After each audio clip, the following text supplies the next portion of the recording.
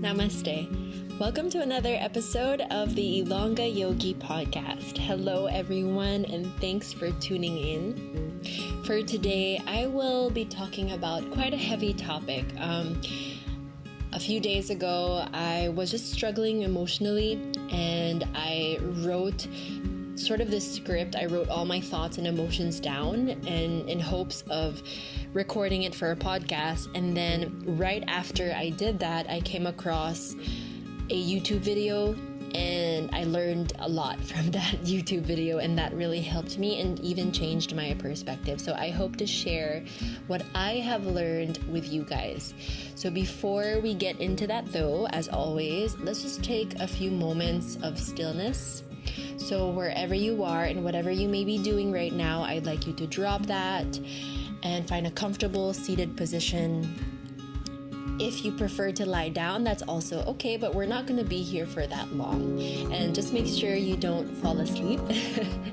So whenever you're ready, close your eyes and then take a big breath in and sigh it all out. And again, inhale and sigh it all out. And one more time, inhale and exhale.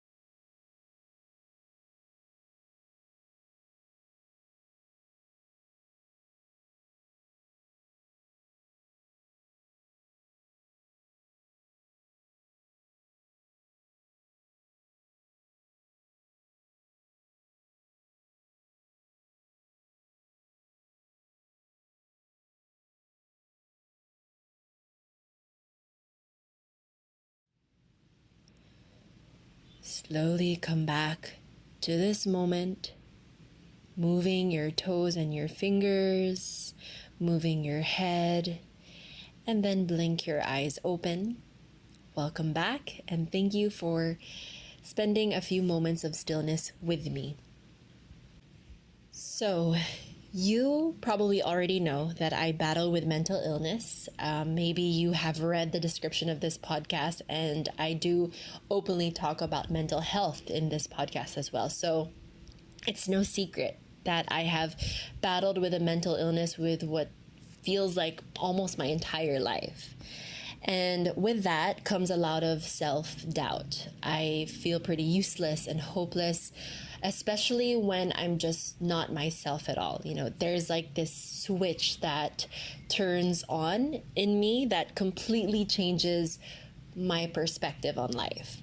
Now, if you want to know what my mental illness is and what my journey is, there are a few episodes here that talk about my journey and my mental illness. So you can go back to that and listen to that so you have an idea. Almost every day, I think of how I can try to just get by.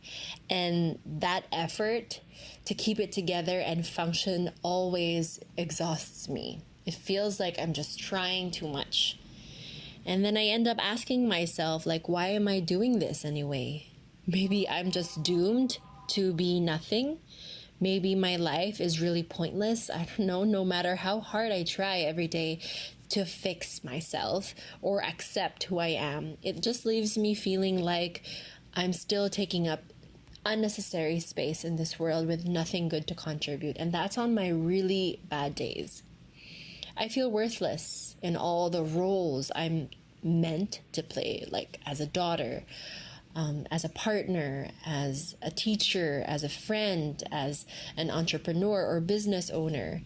And every day I try and I try and I try, and it all feels like a waste of time and effort. It feels like I'm running, but I'm running to a dead end over and over again. And if I stop running, I always feel like I'm being left behind. So sometimes I find myself asking, do I keep trying? Do I let go? What do I do?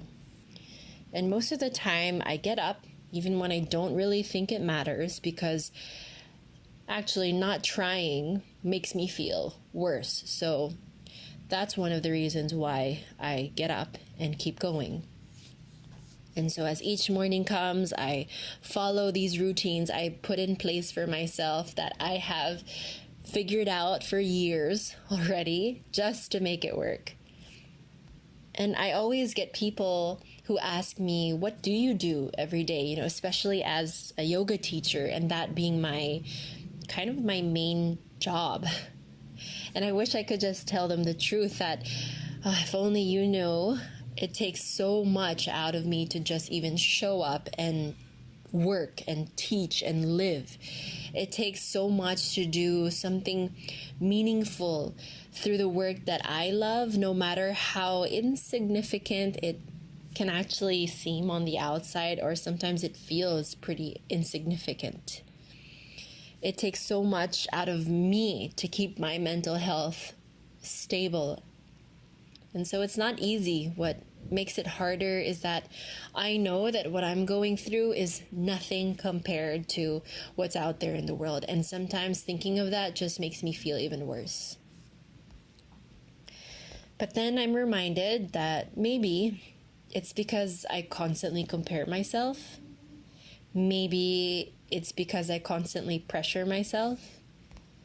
And if you ask me what I would tell my younger self right now, I know that I would always answer, I wish I could have just let myself be young and naive and just enjoy my childhood and just be a kid.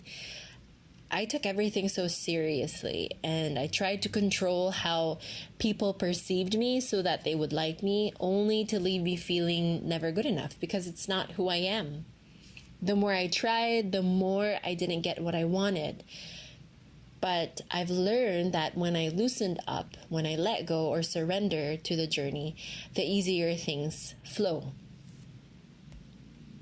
So it's no surprise that for the past year, especially when the pandemic came to be, I have been fascinated with philosophies like Buddhism, Taoism, and Stoicism. And even though I consume lessons from these three thoughts, or you could even say religions, except for Stoicism, I still miss the whole point. Because if I didn't miss the whole point, I doubt I would even create an episode like this. I'm still not living what I'm learning from these three thoughts, schools of thought. The whole episode, this one, has been a journey in itself. Like I mentioned at the beginning of this episode, I started feeling very hopeless. But now as I end this, I am now starting to see things clearer, thanks to that YouTube video as well. The truth is, there is no amount of money, no title, no possessions, no achievements that can give me genuine happiness if I still do not know how to embrace my true nature. There are moments when I want this and that in hopes that it will make me feel and be a better person, or sometimes I think I need this so that I can find peace, but that will only give me temporary peace. We're not supposed to get more or do more in order to find whatever it is that we're looking for. It's the opposite, but we never know how to actually do that. If I still do not know how to truly let go and surrender, the cycle will just continue. And so as I close out this episode, I let go of what I should do or what I should be. I came across this quote yesterday, which I'd really like to share with you, and I really love. Again, it was in one of the comment section of that same YouTube video I watched. And that YouTube video is actually a Buddhism channel. So it's a channel by a monk, and I will probably link it in the show notes. I love birds. I do not feel the need to change them. I wish to love myself the same way I love birds. That's the episode for you guys, and I hope that this was also a journey for you. And I think the main lesson that I'm taking away from this episode, from this mini journey, is that I just need to let go. I need to let go, because the more I try to make things perfect, the more I try to do this and earn this much amount of money, save this much amount of money, the more I try to do so many things all at once, when I know that I'm basically rejecting that, or I'm basically, my body and my mind and my soul are all telling me no, yet here I am still pushing for it, still forcing it to happen, and that's going against my nature. And that's why I struggle even more. And the more I look for different things that will bring me joy, the more unhappiness and unsatisfaction I will find. So instead, I must let all of that go and just allow myself to embrace where I am right now and find contentment in that. Thank you all for listening to this episode. Thank you so much for your time. If you enjoyed this episode, please follow this podcast on Spotify, share it with your friends. If you're listening via YouTube, like this and share it as well with your friends, and subscribe to my channel. And follow me online at Ilongga Yogi, as well as my yoga studio at Body Love Yoga Studio. Take care, guys, and thank you once again. I'll talk to you on the next one.